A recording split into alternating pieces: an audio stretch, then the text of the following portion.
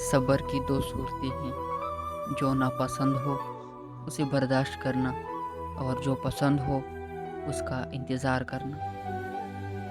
اخلاق وہ چیز ہے جس کی قیمت کچھ نہیں دینی پڑتی، ہاں مگر اس سے ہر انسان خریدا جا سکتا ہے۔ جب کسی شخص کی عقل کامل ہو جاتی ہے تو اس کی گفتگو میں کمی آ جاتی ہے۔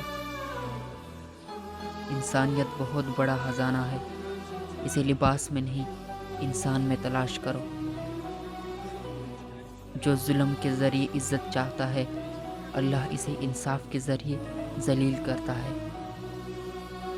لوگوں سے یاد کرنے کا شکوہ مت کرو، کیونکہ جو انسان اپنے رب کو بھول سکتا ہے وہ سب کو بھول سکتا ہے۔ جب آنکھیں نفس کی پسندیدہ چیزیں دیکھنے لگے تو دل انجام سے اندھا ہو جاتا ہے۔ زیادہ مذاق کرنے سے آدمی کی عزت چلی جاتی ہے اور لوگوں سے دشمنی پیدا ہو جاتی ہے۔ جو آدمی دوسرے لوگوں کی عیب کی تلاش میں رہتا ہے اللہ تعالیٰ اس کی عیب ظاہر کر دیتا ہے۔ سب سے پہلے عبادت یہ ہے کہ انسان مصیبت میں صبر کر کے اللہ تعالیٰ کی طرف سے مدد کا منتظر ہو۔ جو آدمی صبر اختیار کرتا ہے وہ کامیابی پاتا ہے، جو جلد بازی کرتا ہے وہ ٹھوکر کھاتا ہے۔ جو آدمی لوگوں کی حالت دیکھ کر عبرت پذیر نہیں ہوتا اللہ تعالیٰ اس کے حالات سے اور لوگوں کو عبرت دلاتا ہے۔ جو آدمی غفلت میں رہتا ہے وہ جہالت میں پڑا رہتا ہے، اور جو جہالت میں پڑا رہتا ہے وہ بیکار رہتا ہے۔ اپنی عیبوں پر نظر رکھ اور اپنی بائی کی عیب چھپا تاکہ تو بھی پردہ نہ ہو جائے۔ نصیحت دوسروں کے حال پر غور کرنے سے حاصل ہوتی ہے۔